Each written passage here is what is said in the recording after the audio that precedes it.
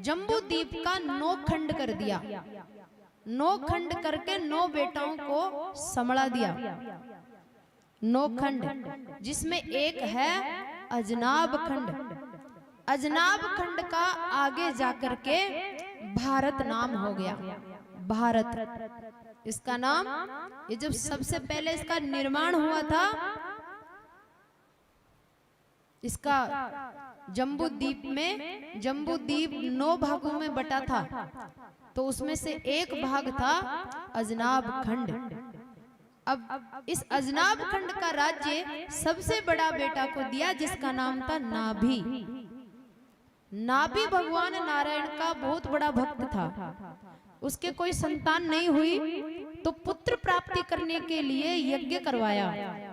जब यज्ञ सफल हुआ तो हवन कुंड में भगवान नारायण साक्षात रूप से प्रकट हुए, यज्ञ पुरुष भगवान। तो यज्ञ पुरुष भगवान का दर्शन करते ही राजा नाभि का स्वभाव था भावुक प्रकृति का। समाज में 2 प्रकार के मनुष्य रहते हैं, यहाँ से चलने वाले और यहाँ से चलने वाले। तो जो यहाँ से चलने वाले हैं वो भक्ति मार्ग में जल्दी सफल होते हैं। यहाँ से चलने वाले भक्ति मार्ग में कभी सफल नहीं होते, वो ज्ञान मार्ग में सफल होते हैं। लेकिन कोरा यही यहाँ से चलेगा, यहाँ से थोड़ा भी सहायता नहीं लेगा तो यहाँ वाला बिल्कुल सफल नहीं होगा, यहाँ वाला बहुत जल्दी सफल हो जाएगा। तो समाज में 2 प्रकार के जीव, बुद्धि के बल पर चलने वाले, हृदय के बल पर चलने वाले। तो ये जो नाभि राजा था वो यहाँ से चलने वाला आदमी था। तो भगवान को देखते ही इतना भावुक हुआ कि रोने लगा और रोम रोम खड़े हो गए, और भगवान को देखकर इसकी भाव समाधि लग गई। तो शरीर जकड़ गया और आंखें बंद हो गई और इनकी समाधि लग गई। अब समाधि लगे बहुत देर हो गई, हवन कुंड की अग्नि में नारायण भगवान कह रहे, बुला तो लियो, बोल तो सरियो, कान बुलाए जो, अरे क्या चाहिए। तो वो जो हवन करने वाले ब्राह्मण थे उन्होंने कहा, महाराज हमारे राजा तो आपके भक्त हैं, आपको देखते ही आनंद समुद्र में डूबकर खो गए, इनको होश नहीं है। लेकिन हम बताते हैं कि इन्होंने आपको क्यों बुलाया है। इनके पुत्र नहीं है, संतान नहीं है, तो आप इनको बेटा दे दो महाराज। लेकिन हमारे महाराज को आपके जैसा ही बेटा चाहिए।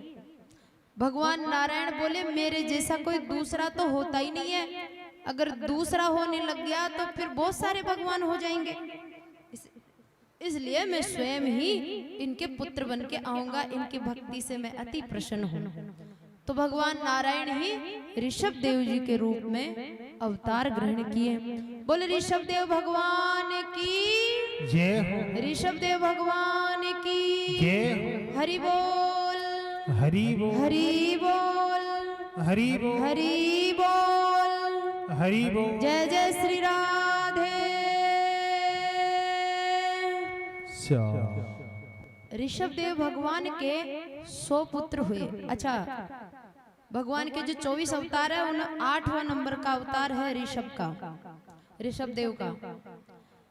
इनके 100 पुत्र हुए। इनका ब्याह किसके साथ हुआ?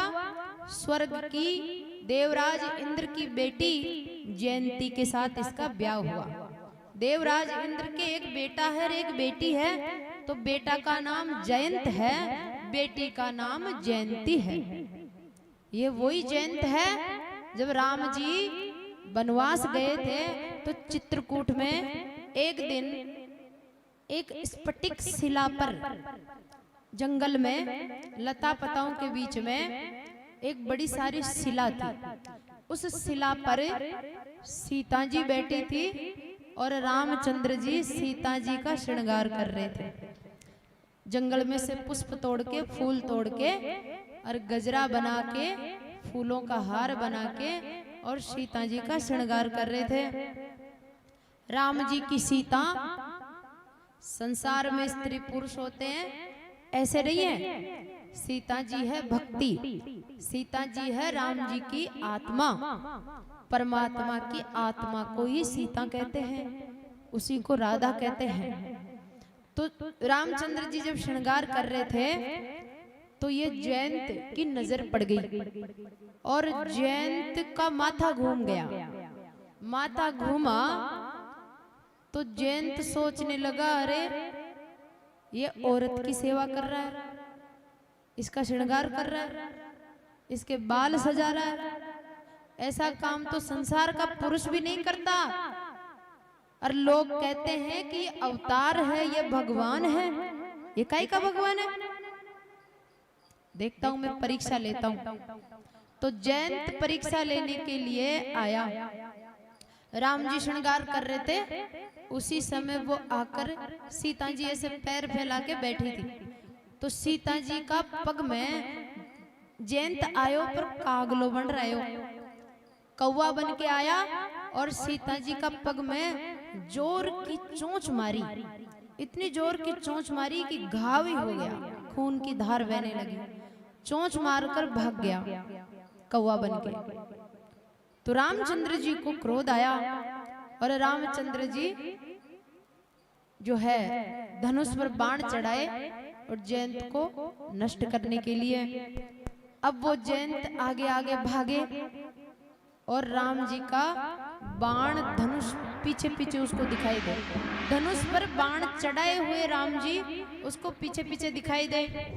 जयंत उड़ता उड़ता स्वर्ग में गया, अपने पिता से कहने लगा, महाराज इंद्र बचाओ बचाओ बचाओ, ये धनुष बाण वाला मुझे मार डालेगा, बचाओ। देवराज इंद्र ने किया, तूने अपराध ऐसा किया है, तुझे कौन बचाएगा? बेटा है तो क्या हुआ, हमारी हिम्मत नहीं है और तेरी इतनी हिम्मत परीक्षा लेने की। तो महाराज देवराज इंद्र ने मना कर दिया। जयंत दौड़ा दौड़ा गया ब्रह्मा जी के पास, ब्रह्मा जी ने साफ मना कर दिया। शिव जी के पास गया तो शिव जी भी मना कर दिए, भाई ये केस बहुत बड़ा है, इसमें हम नहीं उलझेंगे, ये जिसका है उन्हीं के पास जाओ। शंकर भगवान इस केस को नहीं लिए, ब्रह्मा जी नहीं लिए। जयंत घबरा गया पूरा ब्रह्मांड में, और जैसे ही पीछे मुड़ के देखता है तो धनुष पर बाण चढ़ाए हुए राम जी पीछे लगे हैं क्रोध में भर के, फिर घबरा जाता है। आखिर में नारद जी ने बताया कि सुन, जिसके पग में तूने चोंच मारा है ना, वो कोई संसार की स्त्री औरत नहीं है, वो साक्षात भगवान की करुणा है, भगवान की दया है, भगवान की आत्मा है।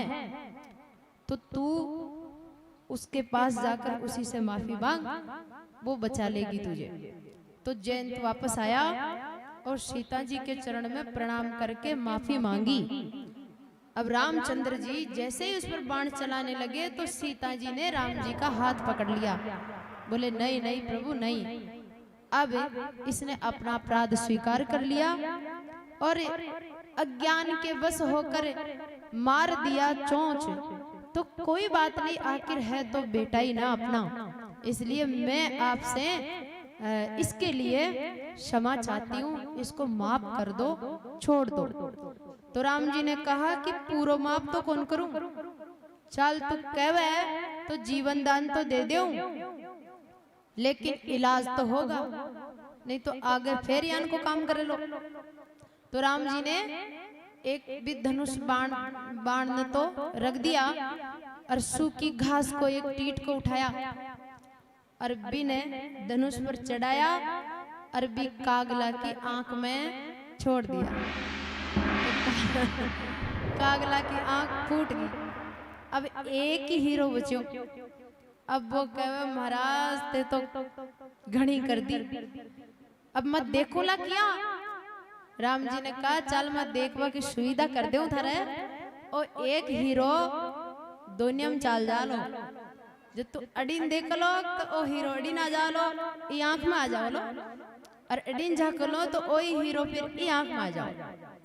तो उस तब से संसार में जितने भी कौवा है ना, उनके आंखें तो दो है, लेकिन हीरा एक ही होता है, एक ही हीरा होता है। राम जी ने इलाज कर दिया।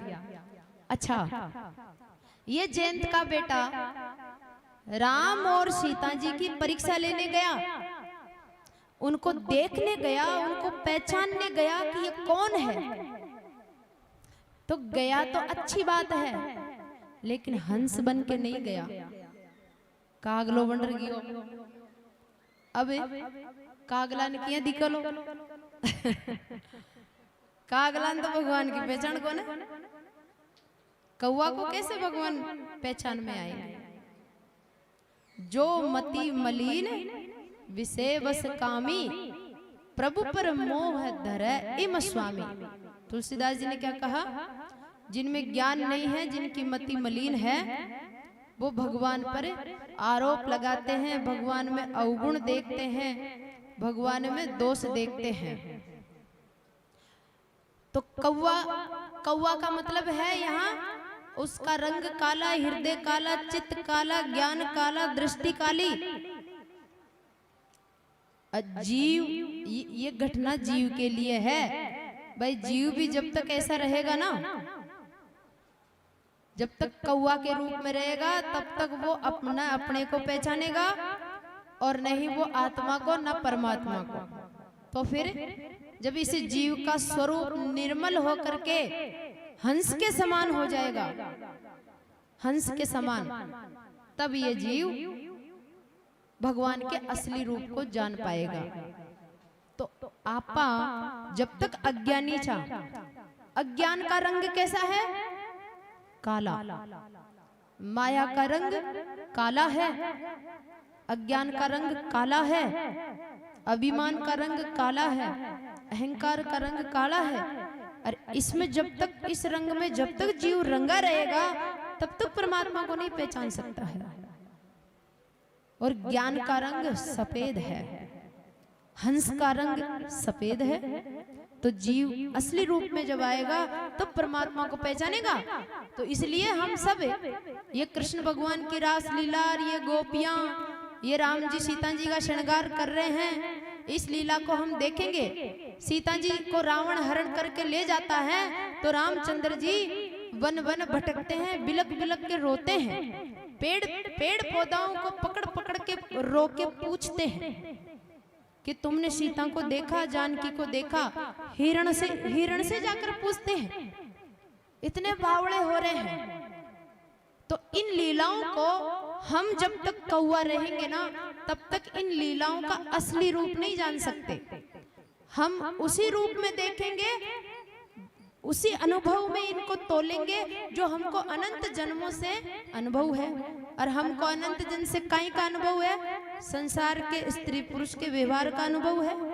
तो राम जी भी वही लगाएंगे, कृष्ण जी भी वही लगाएंगे, उसी दृष्टि से देखेंगे और पुण्य की जगह पाप कर बैठेंगे, जैसे देवराज इंद्र का बेटा जयंत ने किया।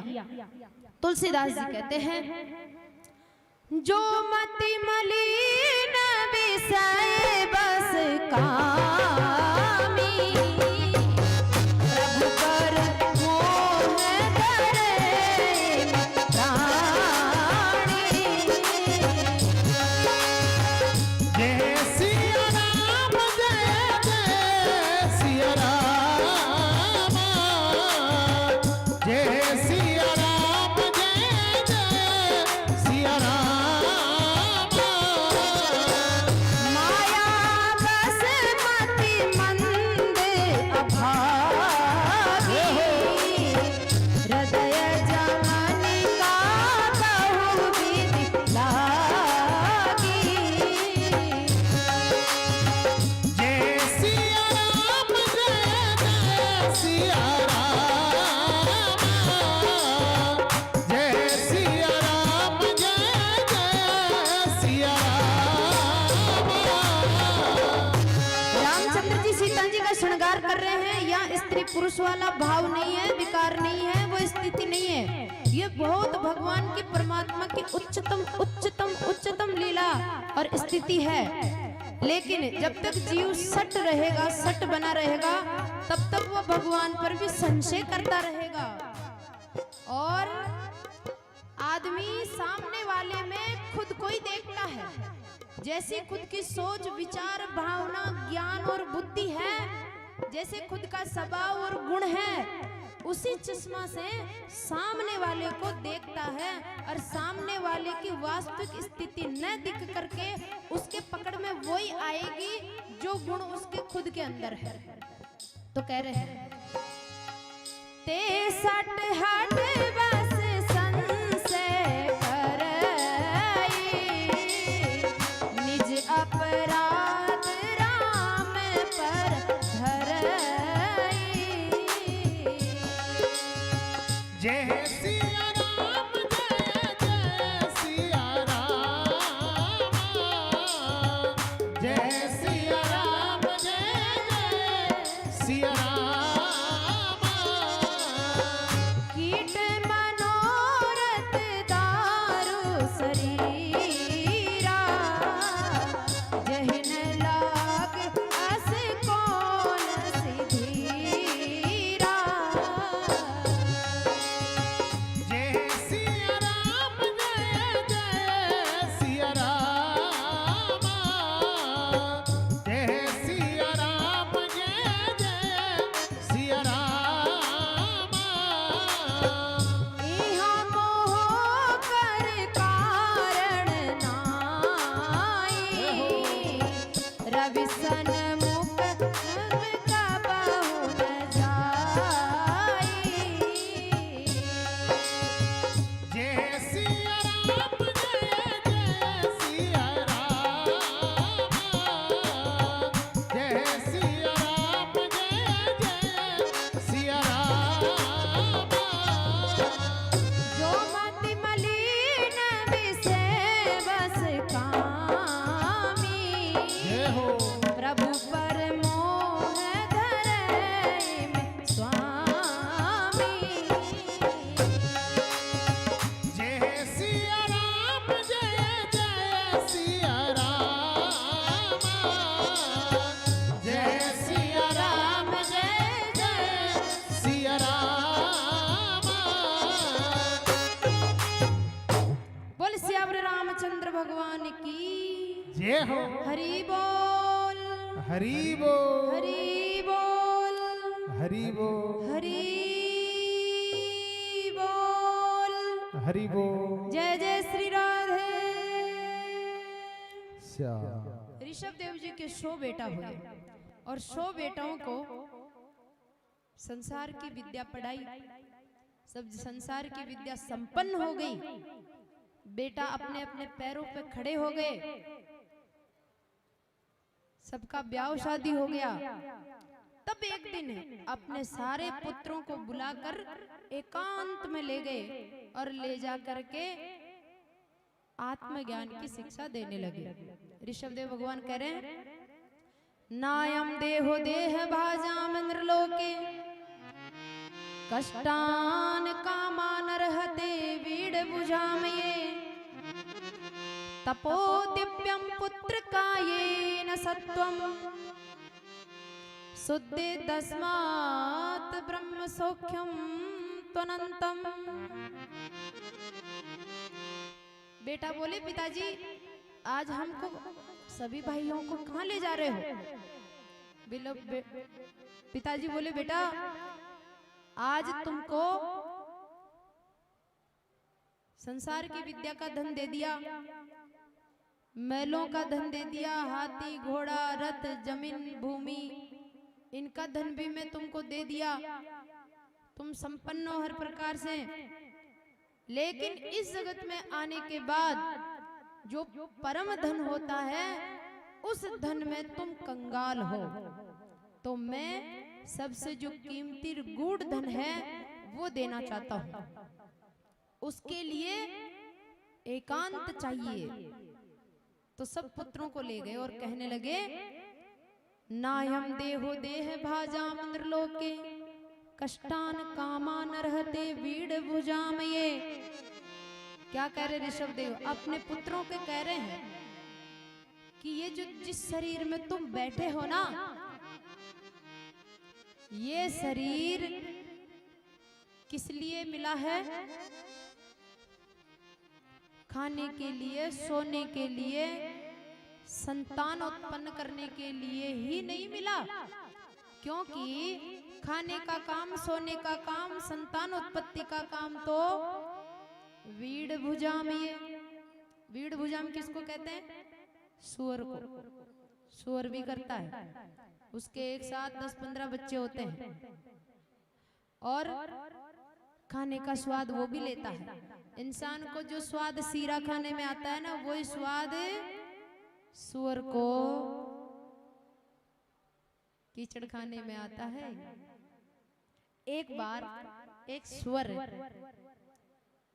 शहर की गंदी से गंदी जगह, जहां पूरा गटर आता है, वहां पर माल खा रहा था सूअर। नारद जी महाराज देखा तो दुख है। नारद जी महाराज बैकुंठ में भगवान कन गया, बोले प्रभु, बोले हाँ बोलो, आपने बैकुंठ में कहीं कमी की कोई जगह की? कौन है? तो तेरा सारा जीवन अडे बुला लियो ने, अडे ही बसाओ सदा सदा के लिए। देखो देखो भी सूर ने देखो काई दुर्दशा री जे, देखो न जाए। नारायण बोलिया कोई को ना बुझाओ। नारद जी का मैं ते बुलाओ को ने, अति मौज में कौन को ना बुझाओ, लो बताओ। नारायण भगवान बोले तो तू लिया देगा कि तांग न लिया वजा। नारद जी बोलिया तो ठीक है मैं जाता हूँ भी। और नारद जी भागे भागे आए, सबसे पहले उस सूअर के पास गए।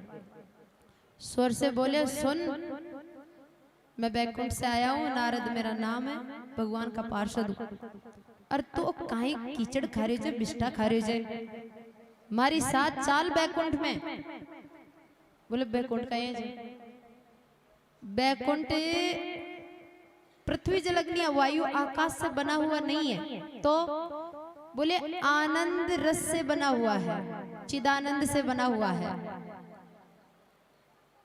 वहां आनंद ही आनंद है, आनंद से ही उस लोक का निर्माण हुआ है, और वहां रहने वाली हर वस्तु आनंद से बनी हुई है।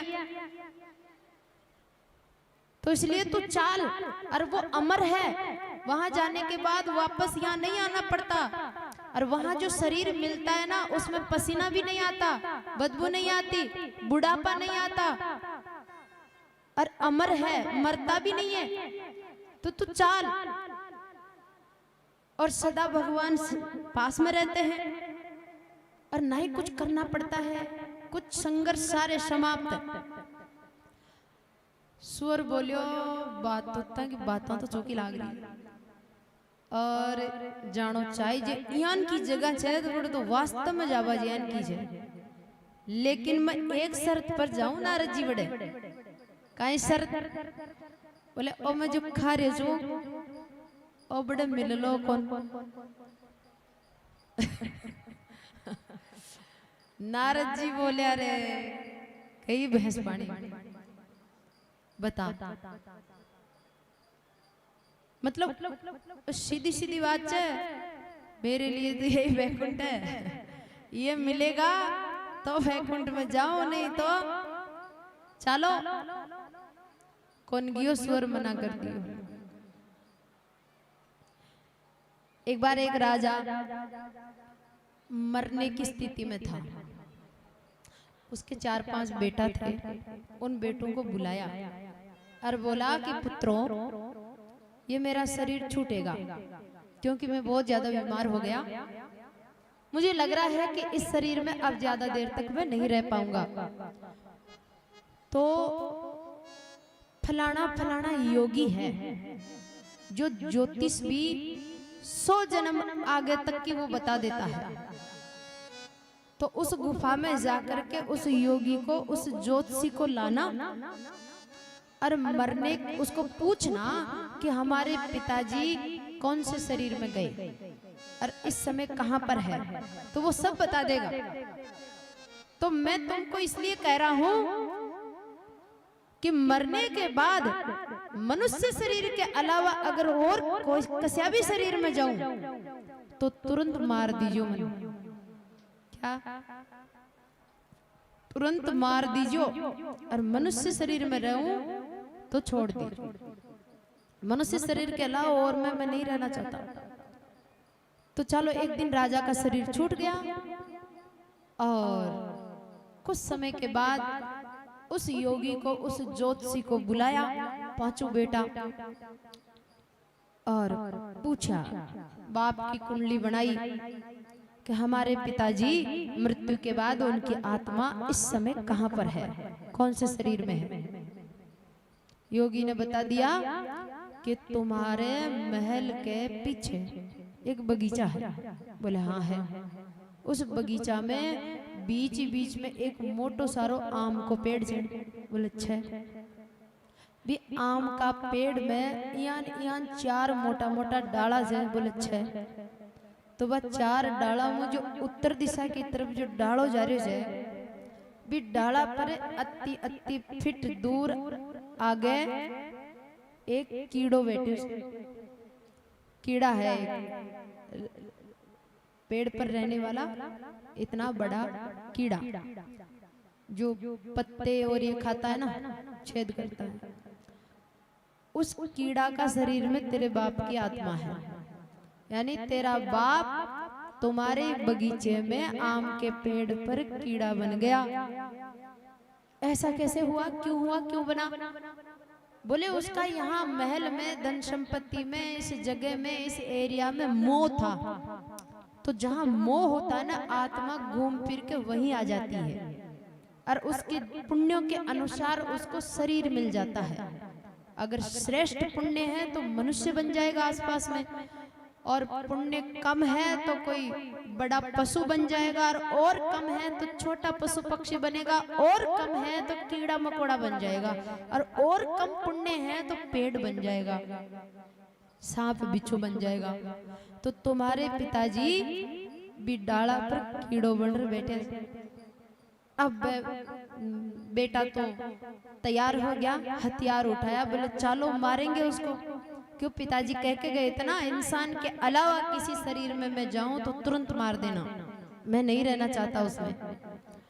तो एक गया बेटा, अब जिये, अब वो कीड़ो गाय जो खुद उगाड़ो जो अडो छलांग लगायो, पहली डाली पर जा बैठ गया। तो जब उड़ने सांप रहे ना भैया, तो वह बेटा वो कीड़ो बैठे जो ने बड़े सांकड़े जाते हैं, वह उछल रहा ऊपर वाली डाली पर चल गया। बेटा ऊपर चढ़ गया, बोले मारा ना किया भी। अब महाराज जड़े हथियार चलावे बड़ो उछल, फिर दूसरी पर चल जाए, फिर तीसरी पर चल जाए, फिर चौथी पर चल जाए, मरबामी गुनाए हाथी गुनावे।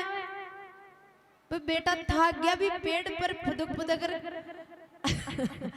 और उस योगी जी को पूछने लगे, महाराज जब आपको इतना ज्ञान है कि हमारे पिताजी इस कीड़ा के शरीर में, तो आप ये कीड़ा की आत्मा क्या बोल रही है? ये हम जैसे इसको मारने लगते हैं और ये एक जगह छोड़ के दूसरी जगह चला जाता है, बचना चाहता है, तो आखिर इसकी आत्मा क्या मांग रही है, क्या चाह रहा है ये कीड़ा?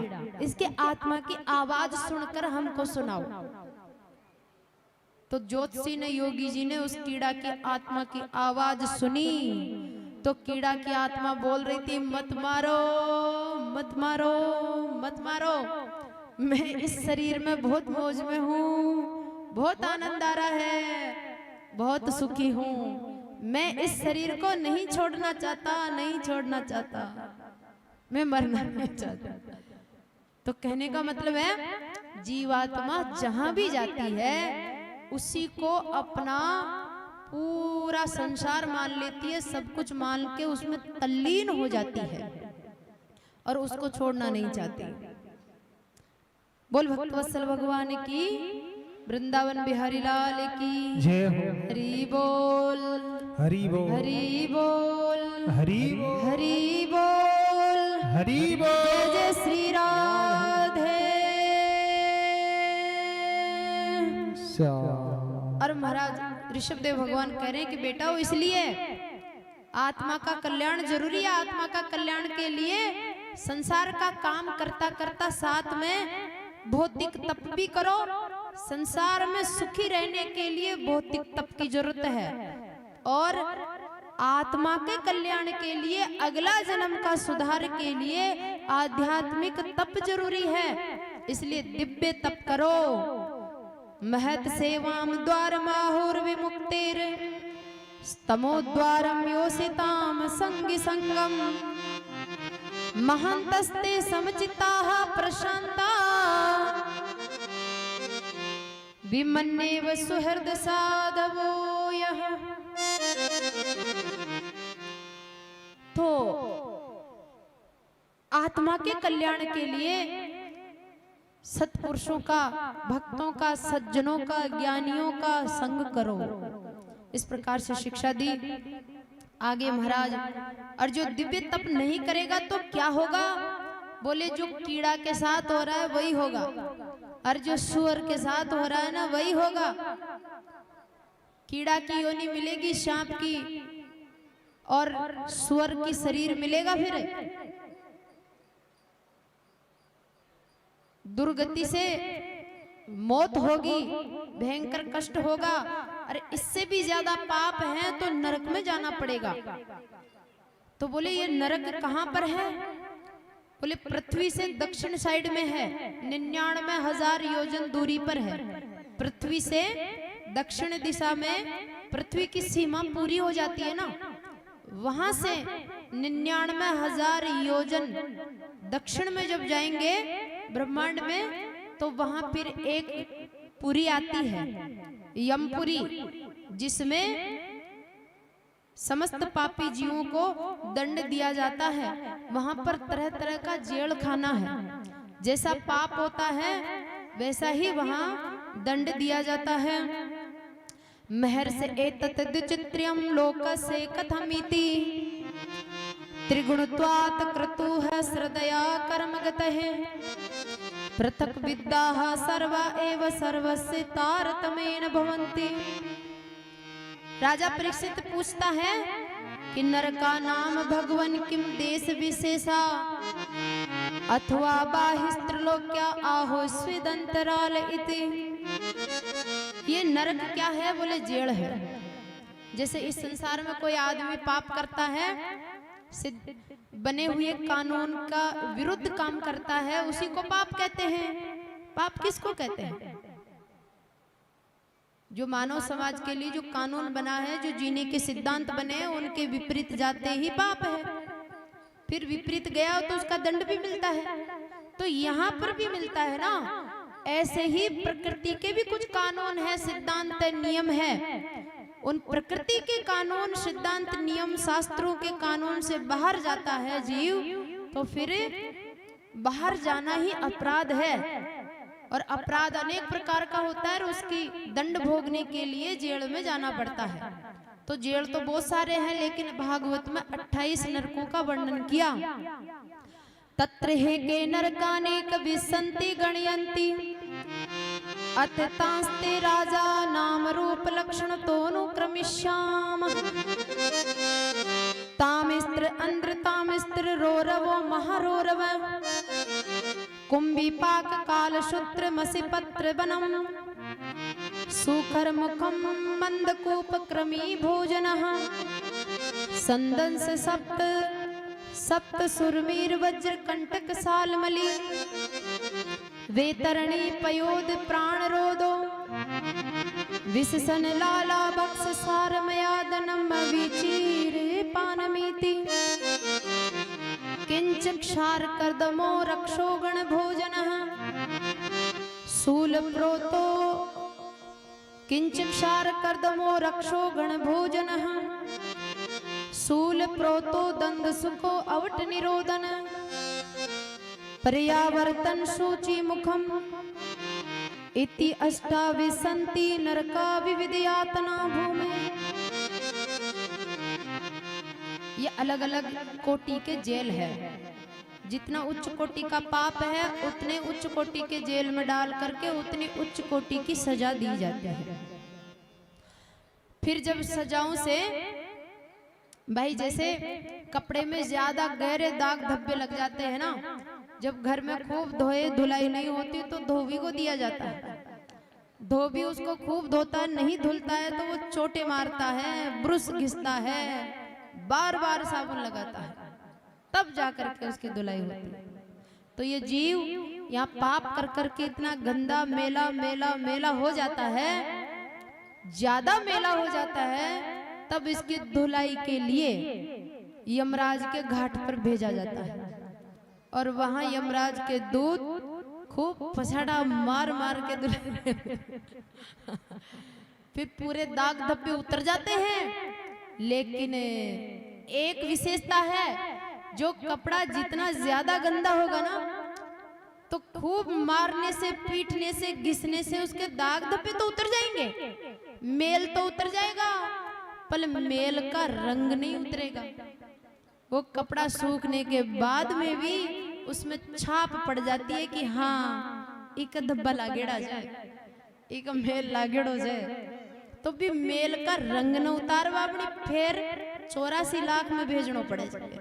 फिर वो 84 लाख प्रकार का शरीर में जा ज्वार आओ जाए, जद भी को फिर पूरा मेल उतर जाओ जाए। फिर लास्ट में मनुष्य शरीर मिले जाए, पर मनुष्य शरीर मिलता ही ओ कटे समझ वालों से फिर दोनी हाथों धोबा भर भर कीचड़ नाकज और 100 साल तनी नाक नाकर बिना फिर कालो कुट कर ले फिर धुलाई के लिए पाचो बड़ी, फिर बड़ूम बुचो कुचन दो बाबनी, फिर 84 घूम तो ही रहे बाबड़ो चाकी में इधर से इधर। तो बोले इन सब से मुक्त होने के लिए उपाय क्या है? ऐसा कोई उपाय बताओ जो कलयुग में श्रेष्ठ हो, सहज हो, सरल हो और अड्डे ही रहता रहता इस शरीर में भी उपाय न कर बसू, अड्डे धुलाई हो जाए पूरी, इतनी धुलाई हो जाए कि कपड़ों खाली धोड़ो ही नहीं, भी रूप में आ जावे, जी रूप में वो पहली बार बन रहे हो नो छो बयान को नो हो जाए। बोले कलयुग में तो वो उपाय एक ही है, भगवान का नाम जप करो, बस यही साबुन है। भगवान का राम नाम रूपी साबुन लगाते ही रहो, खेत में छे तो भी लगाओ, दुकान में छे तो भी लगाओ, नौकरी में छे तो भी लगाओ, लगाते ही रहो इसको कंटिन्यू। जो रोजीना जो भी धूल जमती है, कीचड़ जमता है, वो उतरता रहेगा, उतरता रहेगा। तो इसलिए हर श्वास में हो, हर श्वास में हो सुमिरण तेरा, हर श्वास में हो सुमिरण तेरा, यूं बीत जाए ना जीवन मेरा। श्वास में हो सुमिरन तेरा, यूं बीत जाए ना जीवन मेरा। हर श्वास में हो सुमिरण तेरा, यूं बीत जाए ना जीवन मेरा। हर श्वास में हो सुमिरन तेरा, यूं बीत जाए ना जीवन मेरा। हरि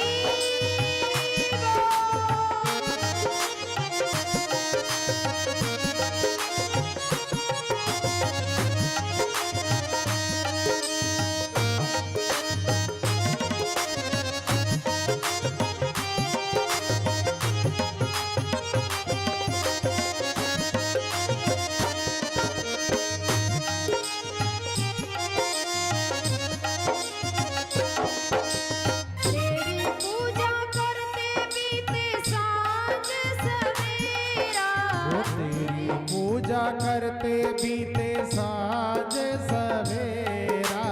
तेरी पूजा करते बीते सांझ सवेरा, तेरी पूजा करते बीते साँझ सवेरा। यूं बीत जाए ना जीवन मेरा, यूं बीत जाए ना जीवन मेरा। हर श्वास में हो सुमिरन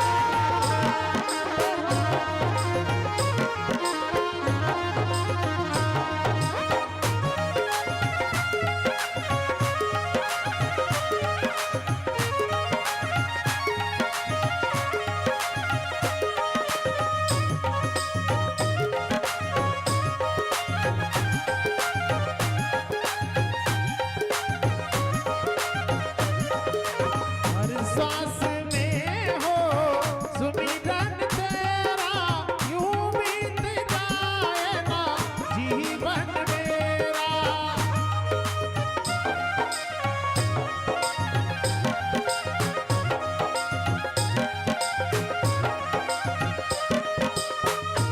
देखो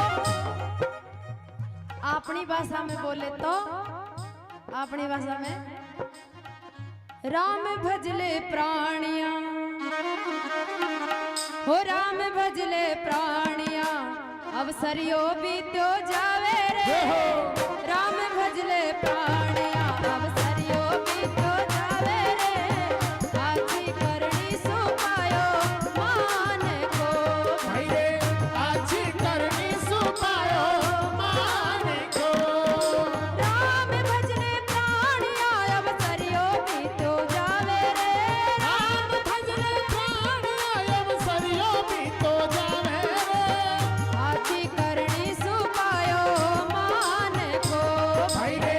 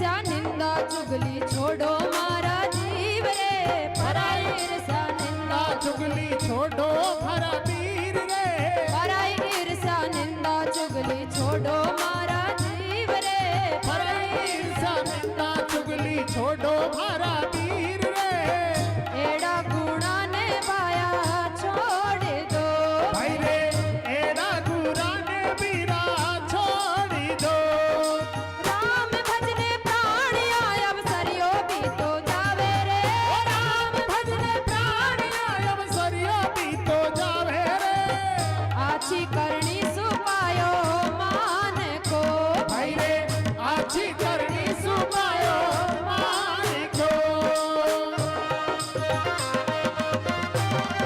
हरि बोल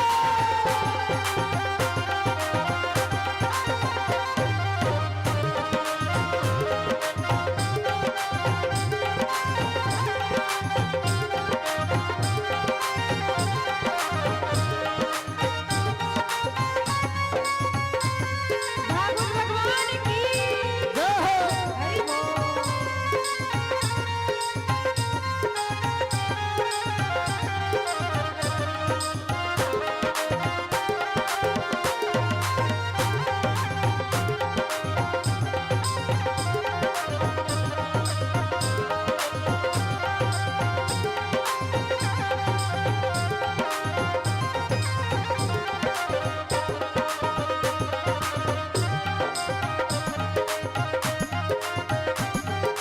पगा बढ़ती दिखे कोने डूंगर बढ़ता दिखे वो रे पगा बढ़ती दिखे कोनी डूंगर बढ़ता दिखे रे पगा बढ़ती दिखे कोने डूंगर बढ़ता दिखे रे पगा बढ़ती दिखे कोनी डूंगर बढ़ता दिखे रे एड़ी आदत ने भाया छोड़ दो भाई रे एड़ी आदत ने भाया छोड़ी दो राम भजने प्राण आया अवसरियो भी तो जावे रे राम भजने प्राण अवसरियो भी तो जावे रे आछी करनी सुपायो मान को भाई रे आछी करनी सुनायो मान को भाई रे आछी करनी सुनायो मान को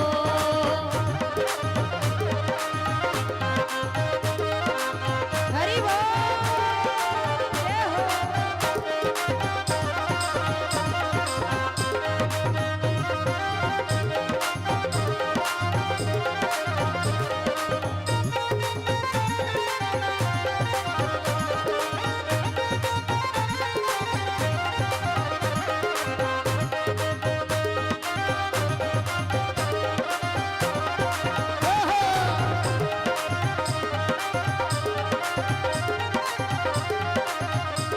हे राम भजले प्राणिया अवसरियो भी तो जावे रे राम भजले प्राण आया अवसरियो भी तो जावे रे आछी करनी सुपायो मान को भाई रे आछी करनी सुपायो मान को भाई रे आछी करनी सुपायो मान को भाई रे आछी करनी सुपायो मान को भाई रे आछी करनी सुपायो मान को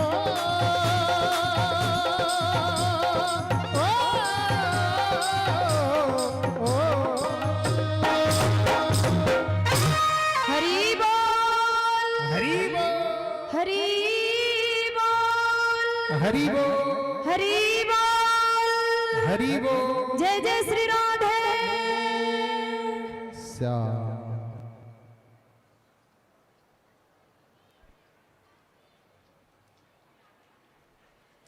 तो खुद का कपड़ा ने इस शरीर में रहता रहता ही राम नाम को साबुन लगा लगा धोर उजड़ो रखो तो महाराज यमपुरी जाने से बच जाएगा और 84 लाख कीड़ा मकोड़ा बचने से भी बच जाएगा और ज्यादा भी नहीं तो कम से कम अतोक तो धोर रख है जो 5 मनुष्य शरीर मिल जाए मोक्ष भी न मिले तो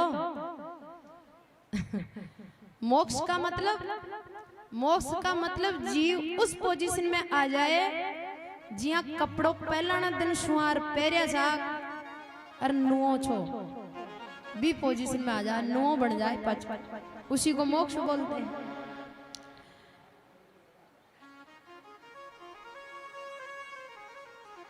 अब देखो इसी नाम को भगवान के 5 साल का एक भक्त और आ रहा है भागवत में। कथाएं तो बहुत बड़ी है, पर क्या करें, समय का अभाव है तो आगे तो बढ़ना ही पड़ेगा। भगवान के भक्त हुए। आज दोपहर से पहले हमने ध्रुव की कथा सुनी तो उनकी उम्र थी 5 साल की। उनका जन्म हुआ था भारत भूमि में। अब दूसरे भक्त की कथा सुनने जा रहे हैं जिनका नाम है प्रहलाद, और इनकी उम्र थी, जब भगवान को पाया था तो इनकी उम्र थी 5 साल की। इन्होंने कैसे भजन किया, क्या क्या जीवन में परेशानी आई, तो थोड़ा सा प्रहलाद जी के जीवन पर अपन दर्शन करते हैं इनके जीवन का। हिरण्यकश्यप नाम का एक राक्षस हुआ जो दूसरा जन्म में रावण बना। रावण तीसरा जन्म में शिशुपाल बना। जब हिरण्यकश्यप बना तब भी इसको मारने के लिए भगवान को अवतार लेना पड़ा। जब ये रावण बना तब भी इसको मारने के लिए रामचंद्र जी को अवतार लेना पड़ा। और जब ये शिशुपाल बना तब भी कृष्ण भगवान को अवतार लेना पड़ा, क्योंकि ये भगवान की टक्कर वाले लोग हैं। हमारे जैसे लोग तो इनके सामने कीड़े मकोड़े हैं।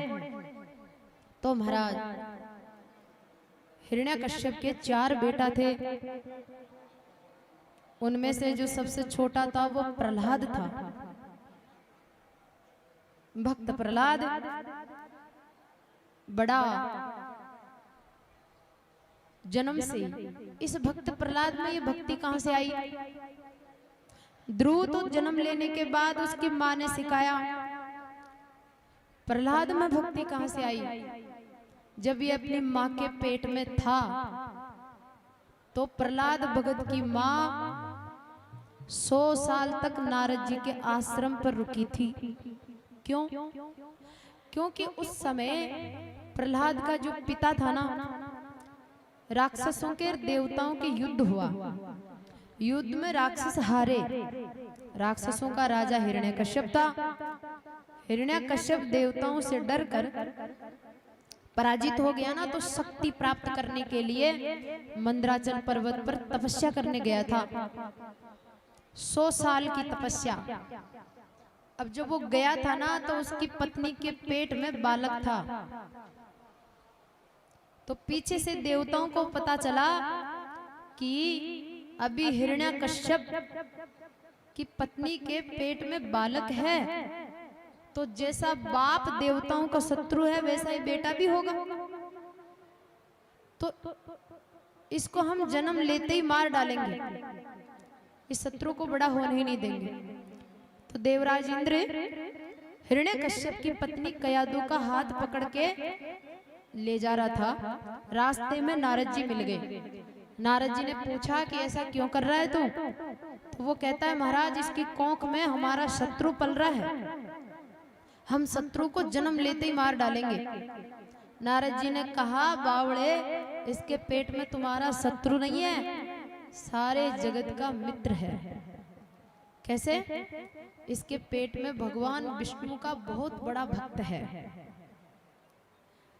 और इसको मारने की सोचना भी अपराध है, इसलिए कयादु को छोड़ दे। तो देवराज इंद्र नारद जी के कहने पर कयादु को छोड़ करके चला जाता है। कयादु बोली, महाराज मेरा पति तो तप करने गया है, 100 साल के बाद में आएगा, और हमारा घर बार दुश्मनों ने लूट लिया, अब रहने की भी जगह नहीं है, तो अब मैं कहाँ जाऊं? जहां रह रही थी वहां से देवराज इंद्र ला के रास्ते में छोड़ दिया, अब मैं कहाँ रहूं? पेट में बालक है। नारद जी महाराज ने कहा, आप हमारे आश्रम पर चलो, जब तुम्हारे पति तपस्या करके वापस आएंगे तो हम आपको सुरक्षित छोड़ देंगे। तो नारद जी के साथ कयादु आश्रम पर चली जाती है। कयादु सामान्य स्त्री नहीं थी, और उसके पेट में जो बालक है वो भी सामान्य नहीं है। दोनों माँ बेटा ने निश्चय कर लिया, बेटा ने भी निश्चय कर लिया और माँ ने भी निश्चय कर लिया कि 100 साल तक जब तक पति वापस नहीं आएगा तब तक मैं इसको जन्म ही नहीं दूंगी। 100 साल तक प्रहलाद माँ के पेट में रहा। 100 साल तक कयादू नारद जी के आश्रम में रुकी। नारद जी महाराज ज्ञानी भक्ति के सूर्य है, नारायण की भक्ति का सूरज है। देव ऋषि नारद भक्ति के आचार्य है। तो देव ऋषि नारद दोनों टाइम कयादू को भगवान श्री हरि की महिमा का श्रवण करवाते थे। हरि नाम, हरि महिमा।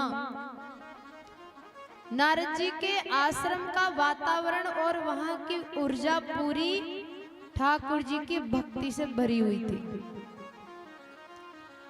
तो उस ऊर्जा में वो श्वास लेती, कानों से भगवान को सुनती, नारद जी की सेवा करती, नारायण का भजन करती।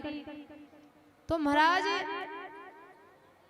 उस माँ के पेट में कान से भी नारायण जा रहा है, नाक से भी नारायण जा रहा है, जीभ से भी प्रसाद खाती थी तो नारायण ही जा रहा है प्रसाद के रूप में, और मन से रात दिन नारायण का चिंतन करती थी तो मन से भी नारायण जा रहे हैं। 100 साल तक ऐसा। अब वो जो भी जा रहा है ना, वो कहाँ जा रहा है? पेट में, और पेट में बच्चा है तो वो 100 साल की सत्संग का, हरि महिमा का, भगवान के नाम का प्रभाव उस पेट में रहने वाले बच्चे पर इतना पड़ा कि 100 साल में तो वो पका पकाया भक्त बन करके जन्म लिया। माँ के पेट में बच्चा रहता है ना, तो माँ जैसी करती है वैसी आदतें उस बच्चे की हो जाती है, क्योंकि उसके माँ के पेट में उसका निर्माण हो रहा है। निर्माण वो जैसा खाती है, तामसिक खाती है तो बेटा भी फिर तामसिक होगा, सात्विक खाती है तो वो सात्विक होगा। क्या सुनती है, क्या देखती है, किस में रुचि रखती है, तो वैसी संतान पैदा होती है। 50% संस्कार तो बालक में माँ के पेट में ही पड़ जाते हैं। तो इसलिए भक्त प्रहलाद की माँ कयादू 100 साल तक अति उत्तम शुद्ध वातावरण में रही। तो महाराज जन्म हुआ प्रहलाद जैसे भक्त का। इसलिए भक्त को किसी ने पढ़ाया नहीं, लिखाया नहीं, समझाया नहीं, सुनाया नहीं, और विपरीत कुल में जन्म हुआ है। प्रहलाद का जिस वंश में, जिस परिवार में जन्म हुआ है ना, वो विष्णु भगवान का कट्टर विरोधी है, नारायण का कट्टर विरोधी है, दुश्मन है, सनातन धर्म के विरोधी है। हिरण्यकश्यप ने भगवान के सारे मंदिर तुड़वा दिए, मंदिरों में से मूर्ति को हटाकर खुद की मूर्ति बिठवा दी। बोले मैं ही हूँ भगवान, मेरी पूजा करो। ये नारायण फारायण फालतू की बातें हैं सब। गणेश जी को हटवा दिया, शिव जी को हटवा दिया, लक्ष्मी को हटवा दिया, विष्णु को, राम जी को, सबको हटा दिया। यज्ञ करते हैं ना तो वहां मंत्र में आहुति भी हिरण्यकश्यप महाराज के नाम से डाली जाती है। सब पूरी पृथ्वी पर आसुरी धर्म का बोलबाला हो गया। इतने खतरनाक शत्रुओं के बीच में अकेला छोटा सा भक्त नारायण का भजन करता है। हिरण्यकश्यप को पता चला तो असुरों को आदेश दिया, इस बालक को मार डालो, नष्ट कर दो। असुरों ने खूब प्रयास किया, प्रहलाद को मारने के लिए हाथी के पैर के नीचे कुचलवाया। हाथी भी पांचों बावड़े और सूंड नीची कर, आगला दोनी पगन टेक प्रणाम कर पाचो चल गयो। क्यों? क्योंकि ये भक्त रात दिन एक ही मंत्र का जप करता था, जन्म से ही ओम नमो भगवते वासुदेवाय। और 5 साल होते होते इसके आसपास में इतनी शक्तियां घूमती थी कि शत्रुओं के हथियार फैल हो गए। जहर पिलाया कितने बार, वो जहर भी अमृत बन गया। आखिर में तो बुआ जी होली जो रोज अग्नि से नहाती थी, वो अपने भाई से कहती है, भाई साहब क्यों चिंता कर रहे हो, मेरे को अग्नि देवता का वरदान है, मैं रोज आग से नहाती हूँ। ये तुम्हारे दुश्मन को तो मैं यूं ही जलाकर भस्म कर दूंगी।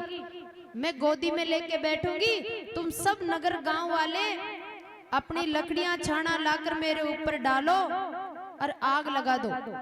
मैं अग्नि में नहाती हूँ, पानी में नहीं नहाती, तो अग्नि मुझे तो जलाती नहीं है और तुम्हारा दुश्मन जल के राख हो जाएगा। तो महाराज होली जो प्रहलाद की बुआ जी है, होली कौन है, भगत प्रहलाद की बुआ जी है। प्रहलाद को गोदी में लेके बैठ जाती है, लाखों की प्रजा इकट्ठी होती है और आग लगाया जाता है। अब अग्नि चारों तरफ से जलती जलती जलती अंदर होली बैठी थी, बड़ा पहुंच गई। और जो होली पूरी उम्र आग सुनहरी जी, बड़ा आज आग सहायता कौन कर रही। होली की पहले कपड़ों में आग लगी, चमड़ी में आग लगी और हड्डियों तक पहुंच गई। और होली तो अंदर बैठी बैठी ट्राई कर रही है, भाई साहब बचाओ बचाओ बचाओ। अब बड़ा अग्नि इतनी जोरदार की थी, कभी अत्ती में भाई साहब क्या बचाओ। बेचारी पूरी रात चिल्ला चिल्ला बड़ भस्म होगी। लेकिन भी की गोदी में बैठा था छोटा सा प्रहलाद, वो ना रो रहा है, ना चिल्ला रहा है, ना हिल रहा है, ना डुल रहा है। गोदी में बैठकर समाधि लगी है और अखंड नाम जप चल रहा है। ओम नमो भगवते वासुदेवाय, ओम नमो भगवते वासुदेवाय, ओम नमो भगवते वासुदेवाय। और वासुदेव की कृपा से सुबह हुई तो देखा तो महाराज, अब देखो कोई भी चिल्लाएगा नहीं, बोलेगा नहीं, उठेगा नहीं, सब अपनी अपनी जगह बैठे रहेंगे। प्रहलाद को बचाने के लिए नरसिंह भगवान आ रहे हैं, यहीं आएंगे ऊपर। यहाँ कुर्सी मंगाओ, एक कुर्सी लाओ। तो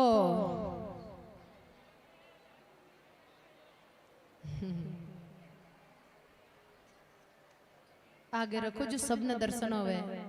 थोड़ी सी पाचे प्रहलाद बैठेगा नीचे। हाँ बस बस बस, हाँ बा कुर्सी लाओ, बा लाओ। भगवान ने ठाठ बैठवा दिया, हाथ खड़े में ला। बोल प्रहलाद जी महाराज की जय हो, नरसिंह भगवान की जय हो। तो देखो लिया उभरानी, अब आई गया तो प्रगट गया। आज पीताम्बरी तो गला में टांग देता ना। तो प्रहलाद को मारने का खूब प्रयास किया, प्रहलाद नहीं मरा। तो हिरण्याकश्यप क्रोध में आके कहता है, वो तेरा भगवान है कहाँ, तू बता तो सही। अब प्रहलाद नीचे बैठेगा, भगवान बैठेंगे ऊपर। बैठा दे ऊपर और आडो बैठ लो। सुनो अडी ले आओ थोड़ा नजदीक, सबने दीखे जुन स्पीकर आडो आ रही हो जहाँ बड़े सी। अब प्रहलाद थोड़ो सी टेढ़ो मुंडो रख बस। अब देखो महाराज होली खुद जल के राख हो गई। भक्त प्रहलाद आनंद से समाधि लगा के बैठे, एक बाल भी नहीं पड़ा। उस दिन से होली मनाई जाती है और दूसरे दिन रंग खेला जाता है ना, वो प्रहलाद की जीत हुई थी इस खुशी में खेला जाता है। अब क्या हुआ, हिरण्याकश्यप कहता है कहाँ तेरा भगवान, बोले सब जगह। तो महाराज सामने खंबा था कि इस खंबे में भी तेरा भगवान है, बोले हाँ खंबे में भी है। तो हिरण्याकश्यप ने जोरदार की गदा मारी और खंबा फटा और उसमें से नरसिंह भगवान प्रकट हो गए। बोल नरसिंह भगवान की, सावरिया सरकार की जय हो, वैकुंठनाथ की, प्रहलाद जी महाराज की, भक्त और भगवान की जय हो। हरि बोल, हरि बोल, हरि बोल, हरि बोल, हरि बोल। हरि बोल। जय जय श्री राधे। श्याम।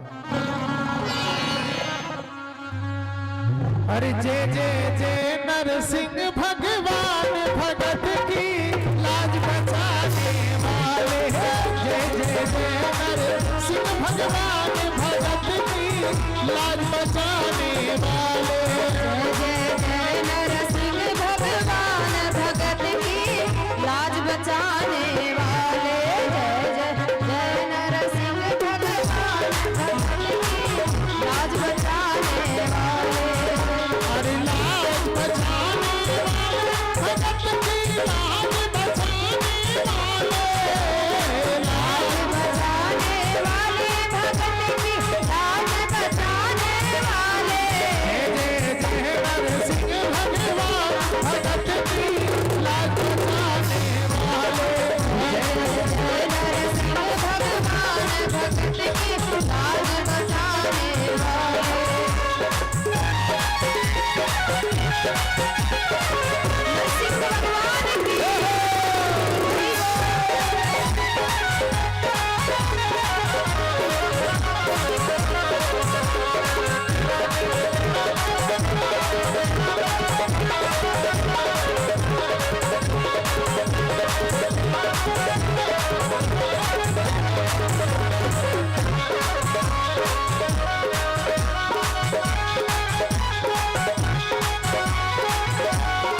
तुमने नरसिंह रूप बनाया, खम्बा फाड़ प्रहलाद बचाया।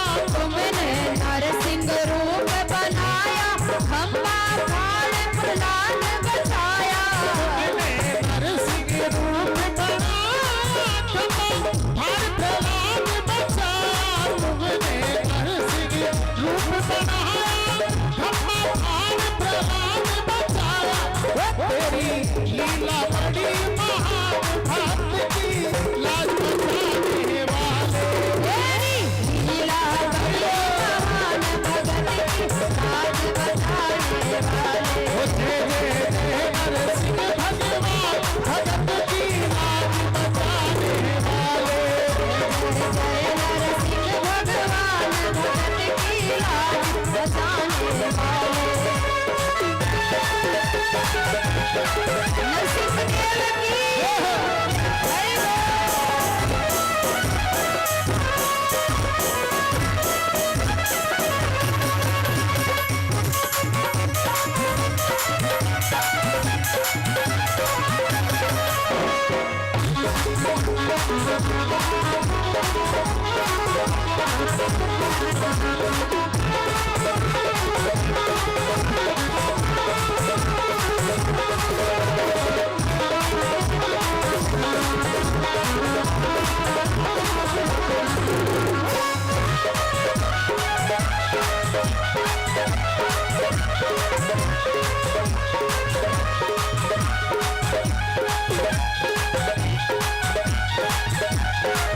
तुम तो हर युग अंदर आए, सब कुछ को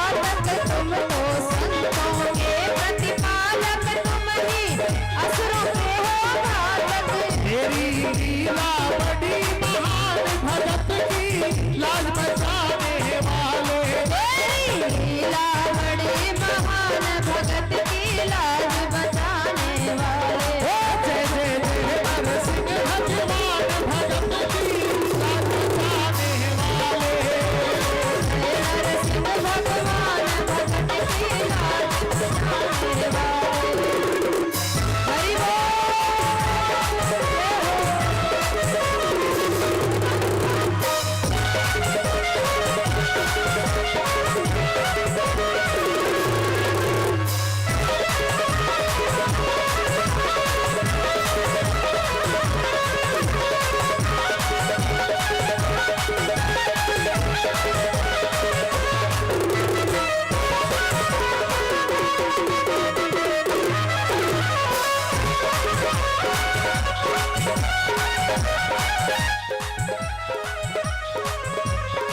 हो जय जय जय नरसिंह भगवान भगत की लाज बचाने वाले जय जय नरसिंह भगवान भगत की लाज बचाने वाले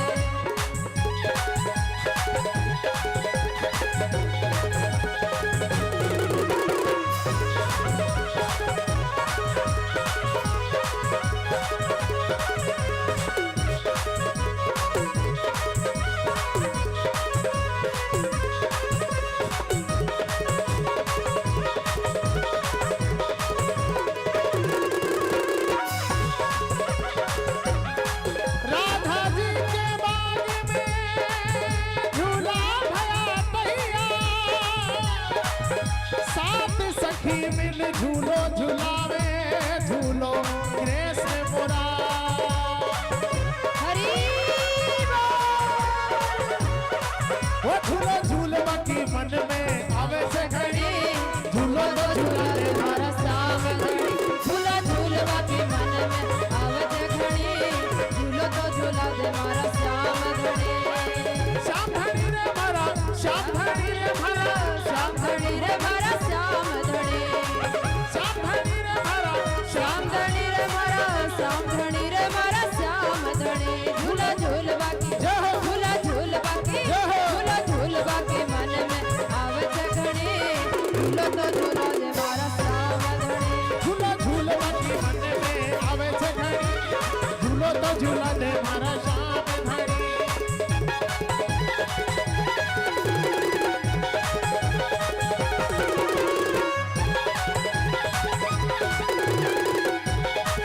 सावरे सरकार की हरि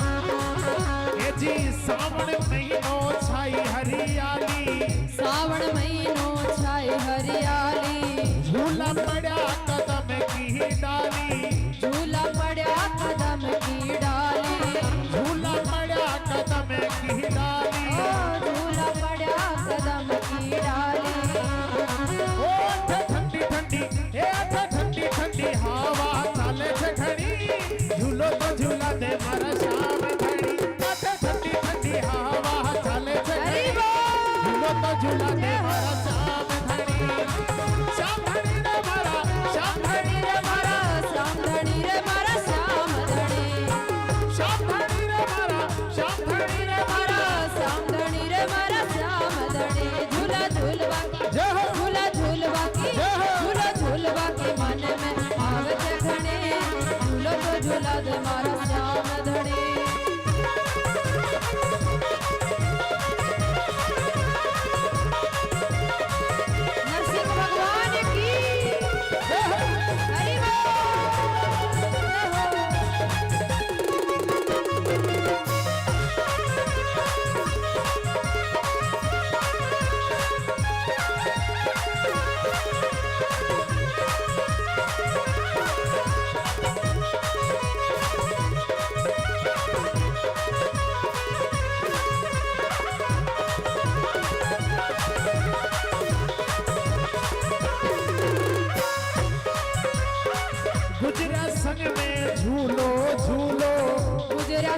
में झूलो झूलो। राधा रानी ने थे तो मत ना भूलो, राधा रानी ने थे तो मत ना भूलो, राधा रानी ने थे तो मत ना भूलो। राधा रानी ने थे तो मत ना भूलो। मारे उठे छे ये मारे उठे छे कले जब हूँ की घड़ी, झूलो तो झूला दे मारा श्याम धनी। मारे उठे छे कले जब हूँ की घड़ी, झूलो तो झूला दे मारा श्याम धनी। श्याम धनी रे मारा, श्याम धनी रे मारा, श्याम धनी वो धन श्याम धनी। श्याम धनी रे धन श्याम धनी। झूलो झूल बाकी, जय हो। झूलो झूल बाकी, जय हो। झूलो झूल बाकी मन में आवत घड़ी, झूलो तो झूला दे मारा श्याम धनी।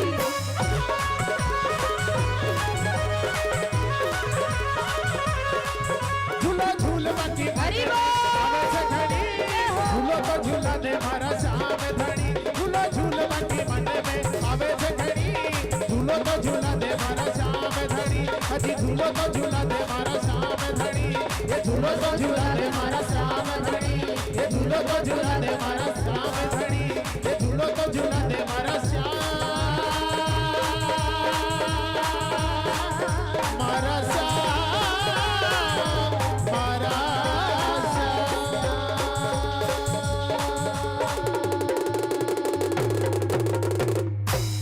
बोल श्याम सुंदर भगवान की जय हो, द्वारिकाधीश की जय हो, नरसिंह देव भगवान की जय हो, बैकुंठनाथ की जय हो, शंकर भगवान की जय हो, हनुमान जी महाराज की जय हो, सत्य सनातन धर्म की जय हो, सब संतन की जय हो, सब भक्तन की जय हो, हरि बोल हरि बोल, हरि बोल हरि बोल, हरि बोल हरि बोल। जय जय श्री राधे। श्याम आज पंचम दिवस की कथा को विराम विश्राम देते हैं नरसिंह देव के चरणों में, भक्त प्रहलाद के चरणों में। और कल सुबह 9:30 बजे से पुनः कथा प्रारंभ होगी। कल इसी समय भगवान श्री कृष्ण जी का जन्म उत्सव मनाया जाएगा। सबको खूब बधाइयाँ बांटी जाएगी, मिठाइयाँ बांटी जाएगी। और आप भी कृष्ण भगवान के जन्म उत्सव पर मिठाइयाँ लाना चाहे तो ला सकते हो। भगवान को उपहार मिठाई चॉकलेट, तो सब जन्म उत्सव का आनंद लेने के लिए कल जरूर पधारे। यहीं पर विराम विश्राम देते हैं। अब हम चलेंगे आरती की ओर।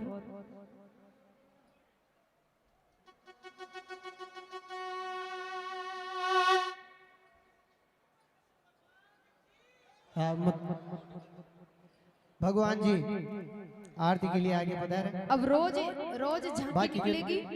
कल कृष्ण भगवान अवतार लेंगे तो कृष्ण भगवान की झांकी निकलेगी।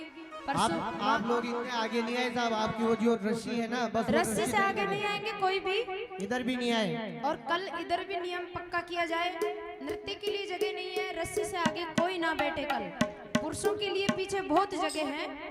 कार्यकर्ता ध्यान दे, कल यहाँ कैसे भी नियम बनाए, एक भी आदमी आगे नहीं बैठना चाहिए रस्सी से आगे। ये नृत्य के लिए फुल जगह होनी चाहिए। तो आइए आरती की ओर चलते हैं।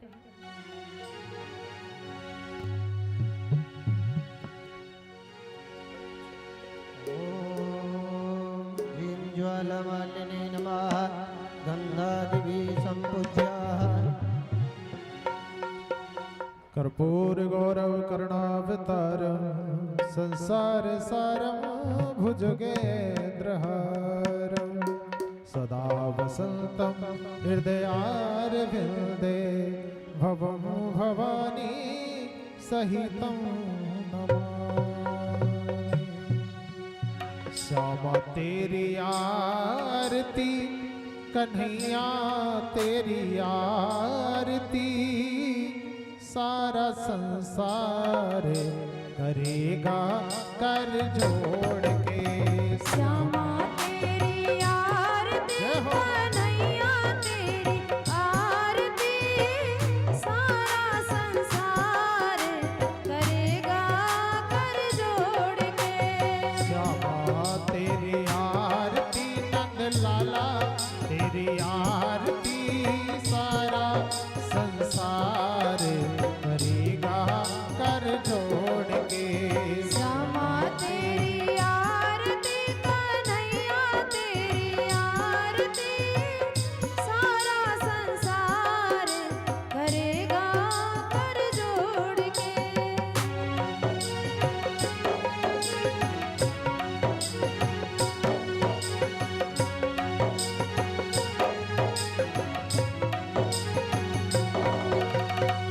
सिर पर सोना मुकुट विराजे, सिर पे सोना मुकुट विराजे, गल वैजंती माला साजे, गले बेजंती माला साजे, और फूलन को हार, और फूलन को हार करेगा कर जोड़ के।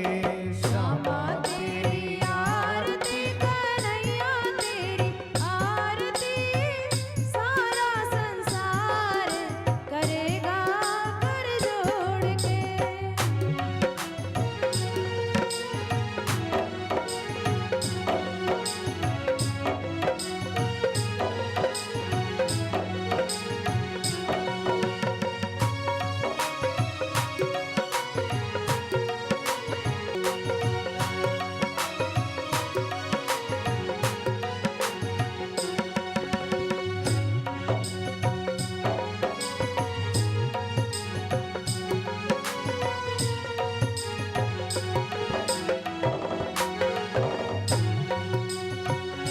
मैं हूँ दीनन दुखिया भारी, मैं हूँ दीनन दुखिया भारी, आया हूँ प्रभु शरण